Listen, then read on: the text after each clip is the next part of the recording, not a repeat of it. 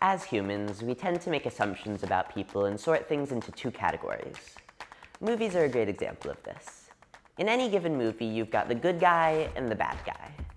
But I feel like this very clear distinction of good versus bad and hero versus villain sometimes ends up clouding our judgment of the real world.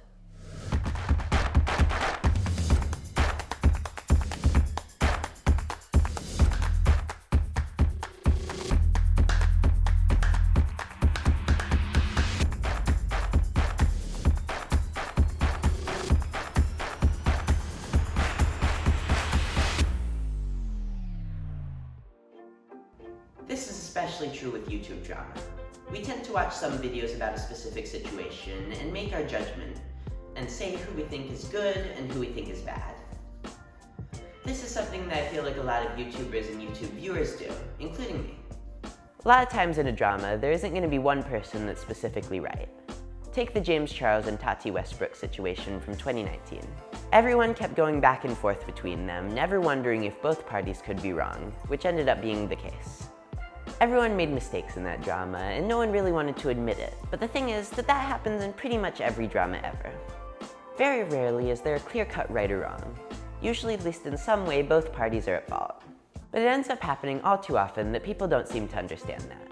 If you want to see more information about the whole James Charles Tati Westbrook situation, there will be two videos linked below. The first one is how the James Charles drama actually manipulated the viewers. This video was made before the recent allegations, so it definitely doesn't have all the information. The second is a playlist made by Bowblax of him going over the drama. I would recommend you watch it all for the full picture.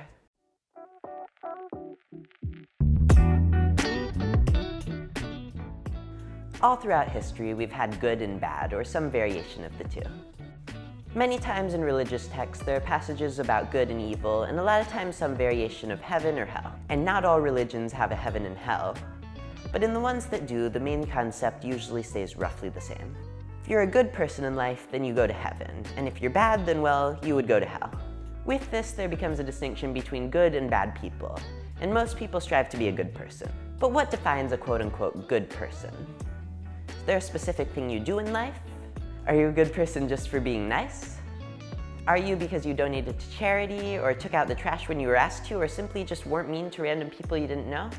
And who's judging all this anyway? People around you? You? God? And what makes you bad or evil?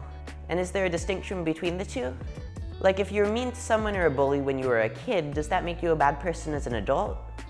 If you tweeted something racist or homophobic 10 years ago, does that make you racist or homophobic now? What about 2 years ago? Is there a statute of limitations for when stuff you say represents you? And what about using past behavior to show that present behavior isn't a new occurrence? Do the rules change there? Do they stay the same? I know that I don't hold the same views that I held a few years ago. I've even changed my mind on certain topics in the last few months, and I definitely wouldn't want some of the things I said then to represent me now. However, I did say them, and I have to take accountability for that those are my words, and they did at one point come out of my mouth.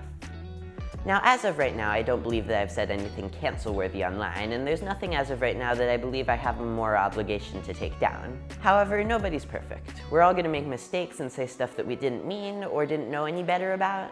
And if the only quote-unquote good people in the world are the ones that have never made any mistakes, then the only real good people in the world would be babies. But the point of this video isn't really the fact that everyone makes mistakes, because everyone knows that. The point is that people seem to forget that there's rarely a clear-cut answer between who is right and who is wrong, especially with online drama.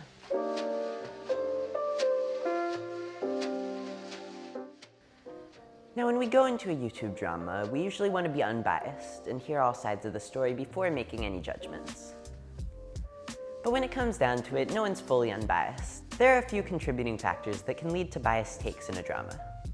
The first would be lack of research. In some situations, people just haven't done enough research to justify making a video on a drama. This could happen because a person's on a strict time frame, like making daily videos, or they have a sponsor, or they just want to be the first to cover the drama. These kinds of videos can lead to the spreading of false information. Now, I'm in no way saying that the people who make daily commentary videos are bad channels, but their videos can sometimes feel a bit rushed and jump quickly on a topic before all the info is out there. There are a few ways that daily commentators handle this. They can either put updates in the description, the pinned comment, or do both. They can also make an update video. Both of these are valid ways to help not spread misinformation. The second factor would be pre-existing prejudices. There are a few ways that drama channels can have pre-existing prejudice while making videos on a drama. One way would be to simply have had past experiences with one or more people involved in the drama, good or bad.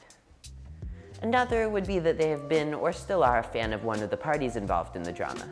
When someone has pre-existing prejudices in a video, it will really show a lot of times, and if the creator is going for a non-opinionated take on a drama, this can be very detrimental. Now, there's definitely a place for opinionated content. I rather enjoy watching it, and it's a very large part of the YouTube commentary community. However, when a creator is deciding if they want to do a non-biased take on a drama, I feel like they should look at their biases and think about their instincts before saying them in a video. Or they can just say in the video that they might be biased because of whatever their reason is.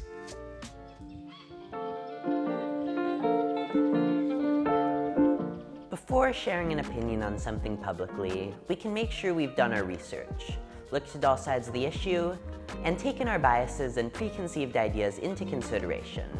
Then we can make our statement.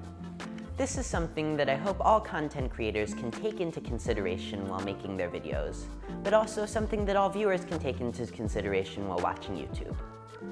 We have to remember that more than one person can be wrong in a situation and look at it with a cautious mindset.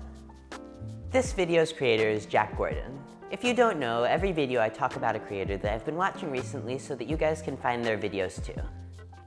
Jack makes videos on social media algorithms and his editing is amazing.